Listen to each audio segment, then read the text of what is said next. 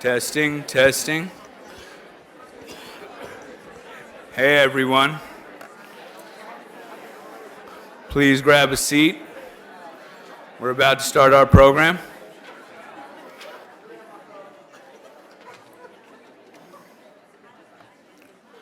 All right. Good morning, everyone, and welcome to the 45th Annual Legislative Breakfast on Mental Health. My name is Max Shafir, and I'm the chair of the planning committee for this event. I'm grateful that we are finally back in person after 2 long years of being virtual and not being able to enjoy the delicious food that we have here today. I want to thank everyone so much for bringing back such a strong presence to this event. With everything we've been dealing with during this pandemic, it's nice to see old friends and new faces. This year's theme is one that we all value within the mental health field. We focus on why we need legislation and policy that effectively supports comprehensive community-based care. Now, what does that actually mean? The entire purpose of this breakfast is to bring in legislators, MCOs, PHPs, providers, and clients under one roof and sitting at the same table, so we can have real-life conversations that can create some actual change in North Carolina. We're here to provide education, collaboration across deeply rooted individuals within the community and help one another out. We are here to make things better. So here's what I'd like you to do. Take a moment. Think to yourself, what kind of change agent you want to be, and how can you make this happen? We have some very influential figures in the building today, all of which are here because they value their commitment to mental health in North Carolina. So take the opportunity, start a conversation, maybe even start a partnership. This is your opportunity to get to know someone else outside someone that you actually attend the conference with. So please, pause, take a moment, reflect, learn something new, and go be that active agent of change that you want to see in the community. We have a wonderful program planned for y'all. Our list of amazing speakers includes experts in the field of mental health, legislators, lived experience panelists that are going to focus on core topics around early intervention, prevention, transitions, and continuity of care across the gamut of ages. I want to give a big shout out and thanks to our speakers, panelists, and legislators who are playing active roles today, as well as our planning committee who spent a lot of time organizing this event.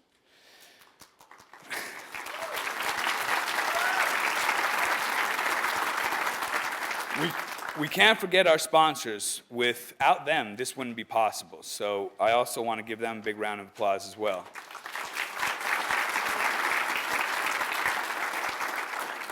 Probably should have waited till the end because I've got 2 more people to thank. I really want to thank the National Association of Social Workers, the NC chapter, Valerie so much for all the work that she's done partnering us with this program. And finally, one big shout out to the Friday Center because they've dealt with all the changes that we've made last minute, dealing with all of our difficult questions, and they've done an amazing job. So one big round of applause to wake us up this morning. Now I'd like to introduce a very key central figure to this breakfast. Senator Mike Woodard has made this job look easy after 5 or 6 years being our MC, and maybe it is for him now. Not only has he been our MC, but he's actually supported us for over a decade, advocating and being a strong support in the North Carolina General Assembly for us.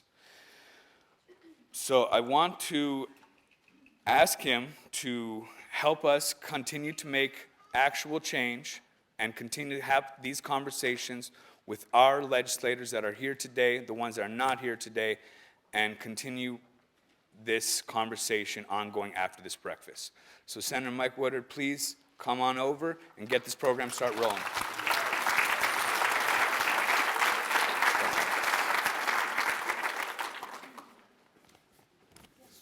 Good morning. Max, thank you, and thanks again to the committee for the invitation to serve as your MC. I'm like that bad penny. I keep turning up every year. But I'm always happy to do it. This is one of the things I look forward to each and every year. And what a big crowd today. Wow. It's nice seeing you in person, not on a Hollywood Squares box as we've been the last few years. I said that to a younger colleague one time. I said, yeah, it feels like Hollywood Squares. And they looked at me like, what's Hollywood Squares? So I didn't tell them I was the Paul Lynde of the Zoom or the Charlie Weaver. All you baby boomers will remember those guys right on Hollywood Squares. So, and it's wonderful to see such a great crowd. So big we had to move in here and change things up a little bit from being down over in the Trillium. Reminds me, my grandma was a gardener, and she had a cousin. If you're a gardener down east, you always claim there's a certain cousin, Ava, that everybody was kin to. My grandma was actually Ava's first cousin. And we got the word around Gardner's Township, we were having a family reunion, first big one we'd had in years. And word got out Cousin Ava was coming to town. Well, so we were there, we gathered, y'all from the country, you know those little Ruritan buildings where you can have all your family events and everything. So the gardeners gathered around waiting for Cousin Ava to come. Let me tell you what, we didn't know we had so many gardener cousins who wanted to see Cousin Ava. So all the young cousins my age, we had to go run up and down the road. We ran out of chairs. So anyway, Cousin Ava comes, we had a great time. But we were knocking on doors, getting chairs out of people's yards, their lawn chairs, their dining room chairs, any chair they had in the house. So we had enough chairs. So this is like Cousin Ava coming home. We got enough chairs today, though. So I am happy to welcome you all to the 45th Legislative Breakfast on Mental Health. And again, we're so glad to be back in person and dressed. How about y'all? I always had a nice shirt on the last couple of years, but I ain't going to talk about. I did leave my sweatpants at home today, so anyway. And as you all know, the challenges of going through the pandemic meant that we all had to become flexible and adjust. But those of you who work in mental behavioral health, y'all know that. That's your day, every day. But we have made adjustments. So the realities just, I think, heightened our awareness of the many ways individuals and families are impacted by the difficulty in accessing and receiving essential services. And that challenge continues even as we come through the pandemic and provides additional stress and with emerging issues. As Max touched on a little bit, we have great opportunities today to learn from professionals who are actively engaged in research and development of the evidence-based services for persons impacted by mental illness, to hear current and emerging proposals to increase access to services across populations and the lifespan, and of course, what working together we can all achieve here in North Carolina. Before we get into the main part of our event today, I want to join Max in recognizing two important organizations who are critical in coordinating and putting on our breakfast. Max mentioned them earlier, but the national chapter of the North Carolina chapter of the National Association of Social Workers who coordinate the registration. If there's one thing I've learned, if you need something coordinated, ask a social worker, right?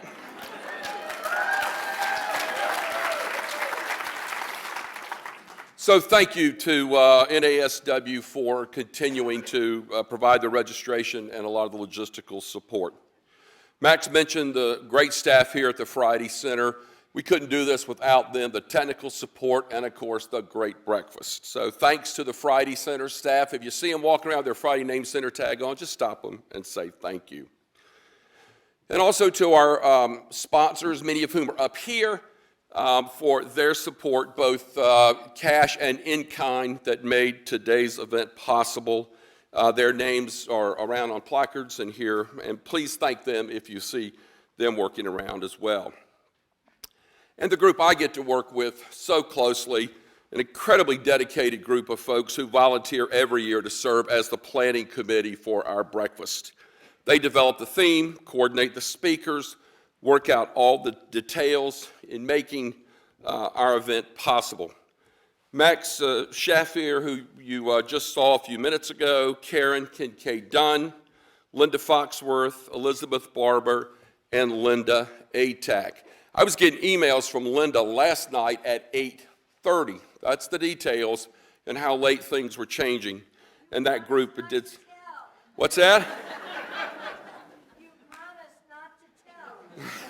No, I just wanted to give you a shout out, Linda, because that's the hardest working woman in mental health these days. So let's give them all a big round of applause. We're going to be on a tight schedule today to keep things rolling. So I'm going to limit all my dad jokes today and keep our introductions a little shorter. But do know that information about all of our speakers, if you want to read more details about them, are available on the Legislative Breakfast website and Facebook page. And we're also recording the event, so it will be posted later, and you can go back and revisit a section you want to hear more about or share with your colleagues. I'd like to invite all of our elected officials who are here today, if they would all stand, local, state officials, please just stand. We're going to recognize you as a group.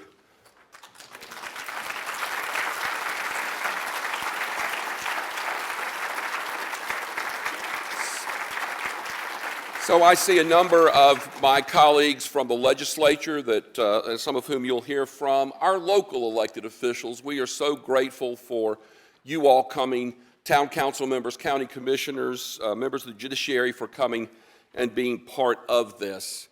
And I wanted to give a special shout out, now I hope she didn't slip away, but our congresswoman from the 4th Congressional District is here today. And as I said to her yesterday, I said, I am praying. You stand right there. You stand there. I told her yesterday, I saw her yesterday, and I said, Valerie, I am praying for you every single day. Y'all know what I'm talking about. So, Valerie Fouché, Valerie, thank you.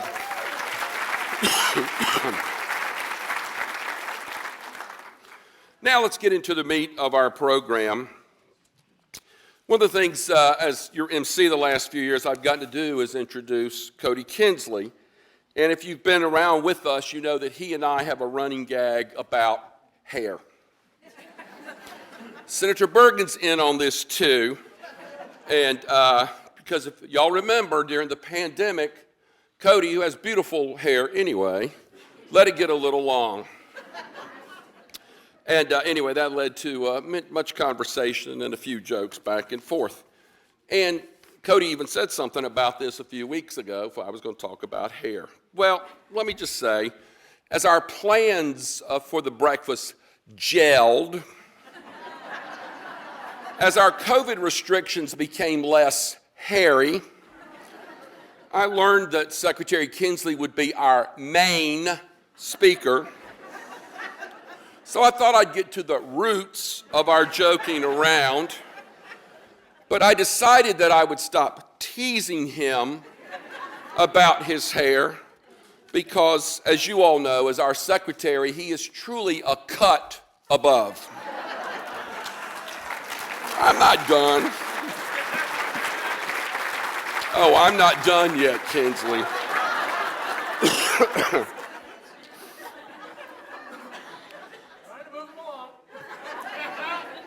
No, seriously, I have fun. Jim Bergen and I have fun with Cody about his, well, we're both follically blessed, so, you know. Seriously, under that gorgeous head of hair, though, is what I appreciate most about Cody and his leadership. The brain he uses to lead our Department of Health and Human Services every day, and a little further down, the heart, because Cody leads with both. And that's what makes him such a great secretary and is what has led him to assemble such an incredible team in DHHS. And I don't need to tell you all what a great team we get to work with in that department. So I'm not going to run through Cody's resume. Many of you know it. We get the chance to work with him regularly. He has been amazingly responsive, and I just think has done an amazing job as our secretary. So please join me in welcoming Secretary Cody Kinsley.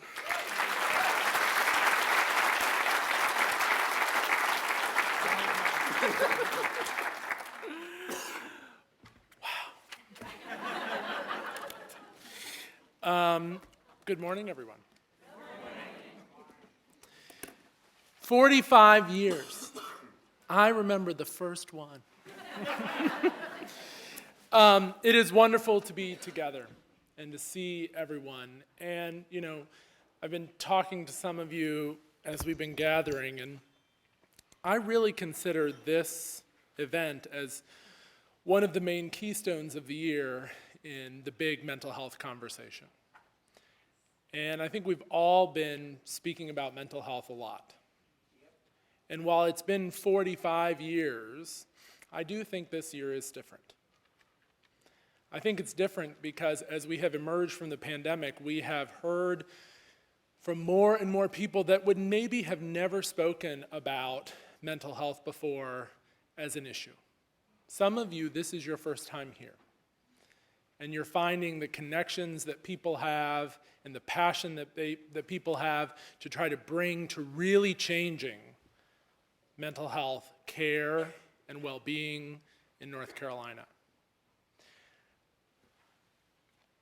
As I come here most every year as of late, and yes, I've been cutting my hair, I thought it would be a good time for me to recap over the last 12 months what we've been able to get done for behavioral health and resilience, one of our top priorities at the department. So here we go. In June of this last year, we launched 988 to much acclaim, the second highest answer rate in the country, second only to the city-state of Rhode Island. For the first time, people are not fumbling with their insurance cards to try to figure out who to call at the most critical moment in what could be their life. We've seen a massive increase in the number of callers coming out of that, and in particular, first-time callers, which reinforces to us that people did not know where to go and what to do at the most critical moment in their life. We also realize that's not enough, and we put out a suicide action plan that calls for significant more investment across the spectrum of care and services for reducing what is tragically one of the leading causes of death, especially in young children. We also said, you know what? We can't just be looking for when people know there's a problem and speak up as a problem. We need to treat mental health just as any other disease and do syndromic surveillance in the ED so we can stay ahead of the curve and try to find out what's going on. And so we have leveraged the intelligence that we're able to gather through syndromic surveillance where people show up in the ED expressing certain concerns or fears, and we are building out models that will help us know at the earliest possible moment when we're starting to see upticks across the state in suicide ideation. We've awarded $5 million for peer support services in North Carolina. This, of course, builds on having used state funding to stand up this service, to create a pathway to a profession and a credential, and then working with our Medicaid partners to turn that into a Medicaid service definition that can finally sustain this as both the most important entryway that people can have to care, and also as an opportunity for employment and sustainment over their lives as they move through recovery. I am thrilled about peer services, and we will continue to double down here. For the first time ever, we had federal dollars where we could actually spend it on stuff and not just care and providers, and we used $4.4 million to fund 15 mobile mental health clinics and spaces across the state. I am particularly grateful to many of our LME MCO partners who, when called, said, yes, let's figure it out, and that has been super exciting. We know that increasing access to care has to be far more upstream, and that's why we've put $16 million in the last year into 20 health centers, treatment clinics, and community-based providers to expand evidence-based care. On top of that, $20 million for 5 CCBHCs across the state. This has been unprecedented levels of investment all at once, thinking cleverly about how we use every possible resource to meet the need. But I'm just getting started. $3.2 million for colleges and universities announced just recently to increase collegiate recovery, trying to get upstream to prevent substance use disorders from forming at one of the most important times and giving people in recovery a space to feel bolstered in that recovery where sometimes that can be a challenge. And what I'm particularly excited about is that after decades of having a healthcare system that has been financed separately between mental health and physical health, and we've started to merge them together in standard plans, we have been doubling down on integrated and collaborative care in primary care offices. I'm particularly grateful to our primary care partners who have made this possible. And when my team came to me and said, well, right now we pay about 50% of Medicare rates for collaborative care charge codes, and we want to increase it to 100%, I said, that's not good enough, 120%. We have got to double down on giving people access to care and catching signs of distress and expanding access for mental health services.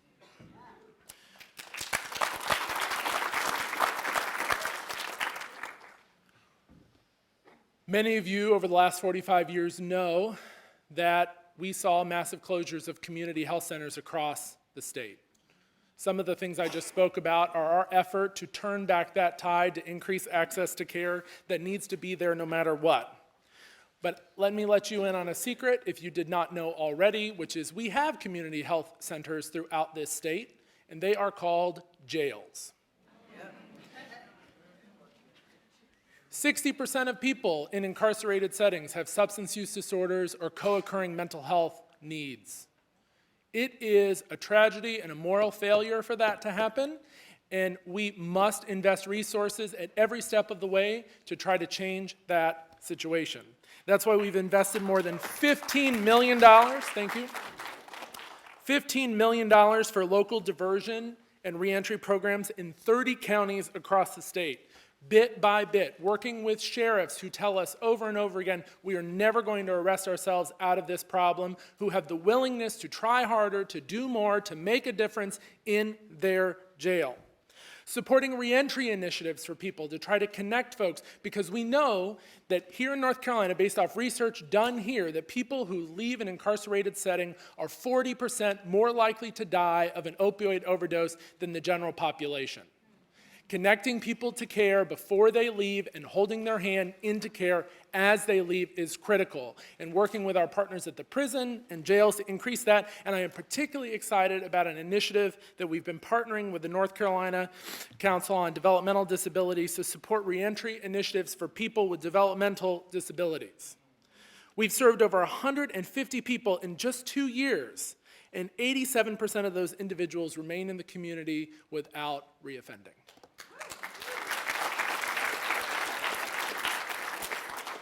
That is life-changing for people, and ladies and gentlemen, that is life-changing to people's budgets in the federal government. Many of you, or I'm sorry, in the state government. Many of you know that I talk often about the wrong pocket problem. That when we make strides and wins on healthcare and behavioral healthcare in North Carolina, savings are found for local counties. They are found for social services. They are found for homeless services. They are found for any number of other things, not to mention pathways to recovery that are done well, lead to the opportunity for employment, for more taxpayers, to do reinvestments, not to mention it saves lives. I am very excited about one more aspect of our justice-involved population work, and that is just last month, well, now 2 months ago, we launched a detention-based capacity restoration program here in North Carolina. Capacity restoration is a service that has historically only been provided at our state psychiatric hospitals. And folks across the spectrum of need with incredibly complex needs to entry-level and low levels of acuity have been going to the most complex level of care at a price tag of $1,400 a day. They stay there twice as long as civil patients, and they hold up beds that could be used in better ways. Investing in detention-based capacity restoration and community-based capacity restoration for individuals that can be released on bond is an important increase of services that will help us, one, get people the care they need faster, embed so much needed psychiatric care in jails. Also, try to help people have access to a speedy trial, and most importantly, in this spectrum and in this room, freeing up much needed state psychiatric beds that if they are left full, it stops the entire system from working. I think we'll have some early data soon from this pilot. I'm incredibly excited about it. And let me tell you, we have approached 4 counties to do this. 1 said yes. Thank you, Mecklenburg County. And if you represent a county government in this room and you want to partner with me, I brought my checkbook.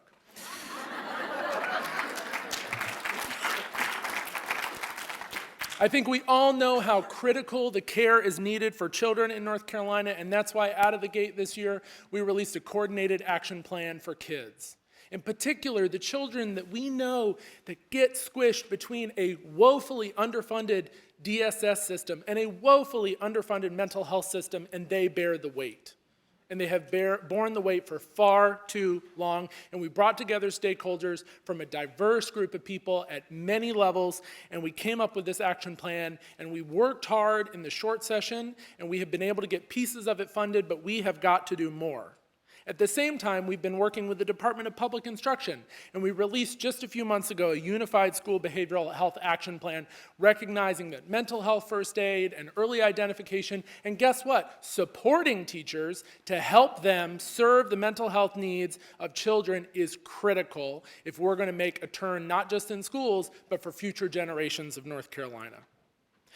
As part of that, we took our North Carolina Psychiatric Access Line in partnership with many large, deeply blue institutions, and we expanded that line, which had historically been available to primary care practitioners as a way for them to pick up the phone and have help to understand what to do for the patient sitting in front of them that had a behavioral health need. And we said, let's expand that resources to teachers, and we have put it in 130 schools across North Carolina. So any staff or teacher can pick up the phone and have access to the insight that they need for dealing with the situation in front of them. And then I am also very particularly excited, recognizing the complex placement and in parallel with the investments that we've been making in community, that we still have a lot of folks, kids in particular, that are in DSS offices or in other spaces that simply cannot find a placement option. UNC Health had been thinking about how do they increase their levels of care and what they could do, and they set out on a path to think about how to invest in a child inpatient, high-quality psychiatric and specialized care for co-occurring and dual issues. How could they build a new facility to do that? And we thought it was going to take them about 4 years. We reached out to UNC Health. We identified a current facility that we're using in North Carolina that we could repurpose and take the folks that are using that facility and serve them very well in other places. And we've worked together and announced a partnership this last December. So instead of 4 years, R.J. Blackley, which is in Butner, will be serving over 50 children starting in June.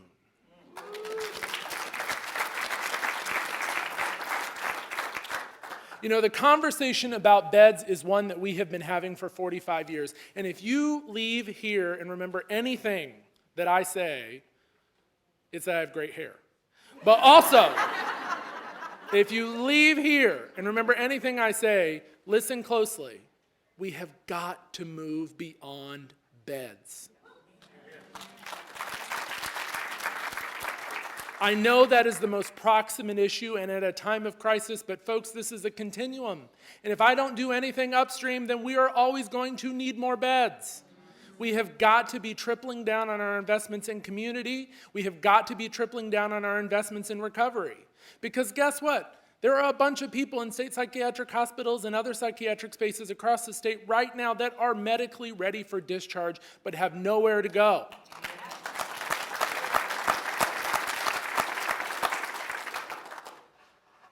But I can't fix a problem unless I can track it. And many of you know that I have talked about this problem before, which is that given my 1 year of data, I get data once a year historically from psychiatric bed operators, and I can tell you that psychiatric inpatient beds, children and adults, are open 36% of the time. When at the same time, people say they cannot find beds. And so we have built beds after beds after beds after beds.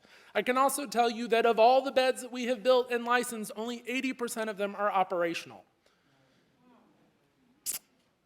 We took the COVID informatics system that we built in partnership with our health systems across the state, and we said, guess what? Instead of just sending us COVID data, this, that, and the other, I want you to also send us how many behavioral health holds you have every single day, so I can actually understand what has been a tyranny of the anecdote.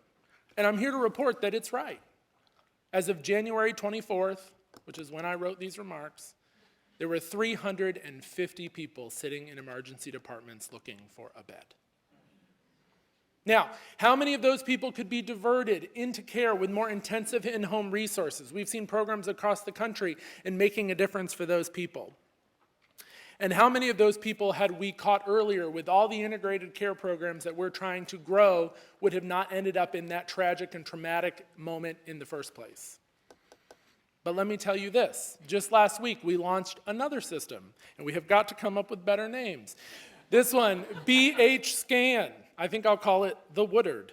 And it tracks open beds every day and works with our inpatient psychiatric providers to say, guess how many beds we have? So, okay, I told you, 350 people looking for a bed, waiting really long periods of time, can't find one. How many beds do you think there was open at the end as of Friday? And I don't want to hear from Senator Bergen because I told him already. Over 100. Now, I'm getting ahead of myself, but I'll just say this and then I'll keep moving, which is if you've got a bed that's open and you have people that need a bed and they can't get into it, why? Maybe because that person doesn't have insurance. Maybe because the insurance they do have does not pay enough. Maybe because that person is in New Hanover County and their family does not want their child to be in a bed that is in Buncombe, understandably. But we cannot fix these problems. Well, first off, we can fix these problems, but we cannot do it unless we have more information. And so while right now not every single psychiatric hospital is participating in this system, I dearly hope they all do soon, because the spirit of fixing things will only work if we come together. So I've just laundered off a whole lot of things that we've done in the last year. And there's a lot more under the fold that has been happening constantly. And I want to take just a few seconds to talk about who I'm grateful for, which is that I am most importantly grateful for my team that works day in and day out in service to this state.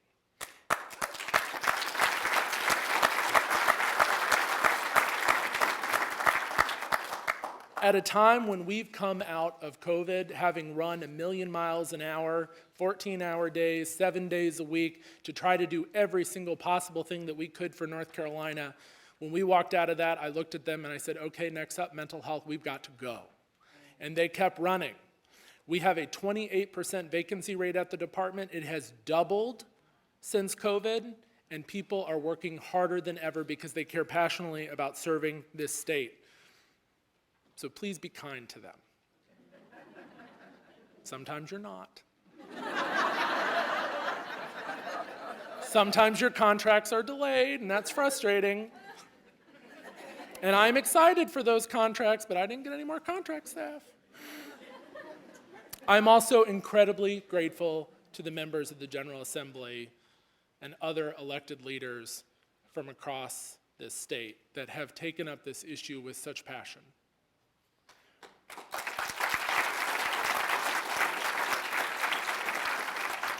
And I am also grateful for all of you that keep focused on this, and I am grateful that this coming Thursday we will have our 6th mental health town hall. That has been so exciting to bring people together in local communities to have these conversations, and I have got to give credit where credit is due, which is Senator Bergen, who pushed and pushed and pushed that we do this, and he has joined me at every single one, as has many other legislators, in bringing these topics to the forefront. I'm almost done with. So I'm almost done. Let me move quickly. While we have done much, I think we all know we have a lot more to do. And I want to scope out a little bit of what that looks like. I've talked about the fact that people are not finding beds in spite of having a bunch of beds. And I want to emphasize that fact. We have resources waiting in the wings. These beds that could be in place The game could be changed if we could invest in rates, and if we could invest in parity, and making sure that insurance companies, mine included, are covering things at an equal level, and that is really important to us. We also know we have much more to do because in any given week, dozens of children in foster care are living in emergency departments and child welfare offices. And among the children who struggle to find an appropriate placement, that have been referred to the department for additional help for coordination, a quarter of these children have been moved 50 times or more. And in spite, and it all comes back to this, in spite of investments that we have made that I have just talked about, North Carolina still has the lowest per child spending in child welfare among other states who have decentralized systems. And overall, we are 36th in the nation at the bottom of funding per child. You get what you pay for. 61 of our 100 counties in North Carolina have 0 children or adolescent psychiatrists. 61 of 100. Suicide is the 5th leading cause of death for North Carolinians between the age of 10 and 64. Last year in 2021, 2 years ago, I'm a little stuck, 10% of high school students attempted suicide. 22% seriously contemplated it. It's even worse in the LGBT population. 21% attempted suicide. 48% seriously contemplated it. As a young gay kid who went to Laney High School in New Hanover County, I can tell you that teachers saved my life. We are one of the top 5 states for population, but we are 44th in the nation for access to mental health. And while we work to integrate behavioral health into primary care, last week ECU Health announced the closure of 5 outpatient care facilities in rural eastern North Carolina because so many people were walking through the front door that didn't have a way to pay, they could not afford to keep it open. Rural health is going to bear the brunt of the worst parts of having as many uninsured as we do. And I will not say the name, but I will say that a behavioral health clinic reached out to me in hopes that we could save them because they are on the edge of closing and we have no resource that we could find. We worked really hard to do it. We have no resource that we could find. And so very soon, and I know staff have been informed, a behavioral health clinic in North Carolina is closing at a time when we know resources are needed more than ever. Bottom line, behavioral health is a business, and when people can't afford to pay for that service and they're walking through the front door, they cannot stay open. We will not have access and we will not have care without it. And this is why there is nothing, friends, nothing more important to save mental health in North Carolina and to really make a difference than expand Medicaid.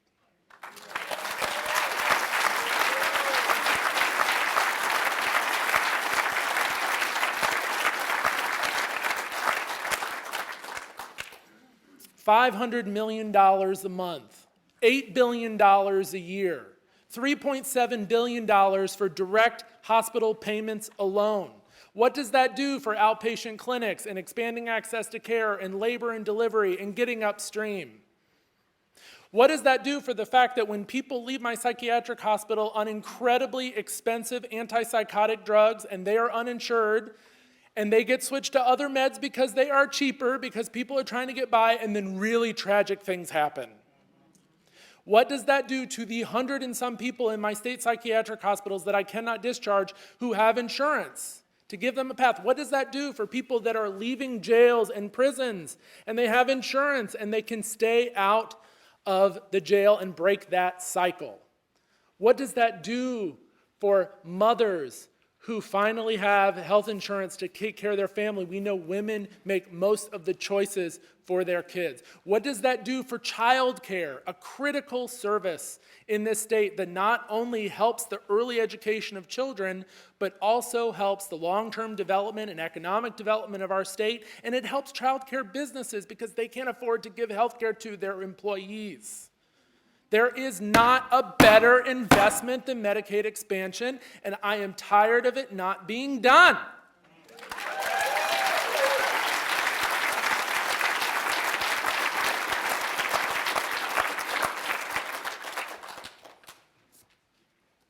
And I am happy to say that I don't believe it is a matter of if, but when.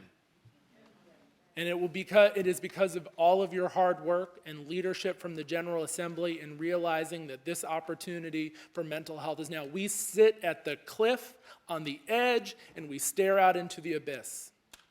Clinics closing, people can't find care, more than 100 people increasing in folks waiting in EDs, staff levels at record lows. Folks, it is only going to get worse. And I do not want to stand here next year and tell you how much worse it is.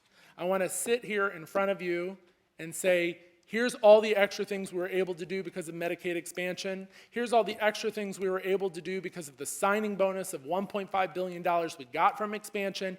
And here's all the things that we did together because we said, here are the things we need to do. Folks, this year is not the time where I need 1,000 flowers blooming.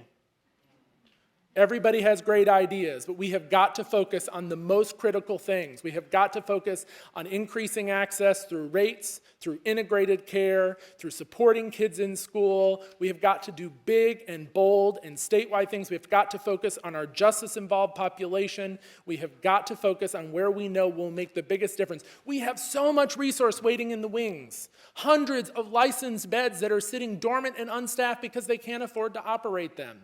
We have so many talented providers that want to do more that can't afford to because we are paying them based off 2-year grants and they cannot expand on 2-year grants. Folks, we have got to make the meaningful investments, and so I ask you, let us work together on staying focused on the things that will matter most, because I promise you, if we put $100,000 here and $1 million there and we do a whole bunch and people feel good about it and we cut little ribbons, we will be in the same place that we have been in for 45 years. This is the time for bold action. This is the year for big stuff to get done, and I think we can do it. Thank you so much.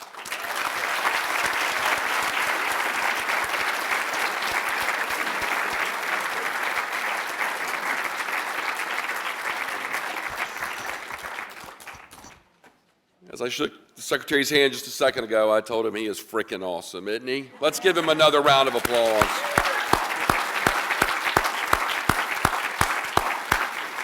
Secretary Kinsley, thank you for those great remarks. I think you just lined up the troops and we're ready to go follow you and get some of these things worked on. Max, come on up. I think we've got a presentation and I'll yield the podium for you. Thank you, sir. All right. Thank you, Secretary Kinsley. That was amazing. I think it got us all ready to go fight the good fight. I just will move things along. I want to recognize the previous Paul Luebke Legislative Champion on Mental Health recipient, Senator Jim Bergen, for all the hard work that he did to receive the award last year, virtually. And this year, he will be presenting it to our new recipient, Senator Mike Woodard, but I will allow Jim to do that. Well, Thank you very much. Giving it away now. I know, I'm sorry about that. Thank you. Thank you, Max. Max, I appreciate that, and it was such an honor to get that award last year, and I'm sorry we weren't all able to be together, but this is wonderful. It's a great turnout. It's good to see old friends and new friends, and I'm pleased to be presenting the 2023 Paul Luebke Award to a fellow legislator and able to hand that award directly to him. For the past 2 years, the presentations have been made through the magic of Zoom and video. The Representative Paul Luebke Legislative Champion Award on Mental Health is presented in honor and memory of and achievements of the late Paul Luebke. Paul Luebke was a tireless advocate for improving and expanding mental health services in North Carolina. He worked with fellow members of the General Assembly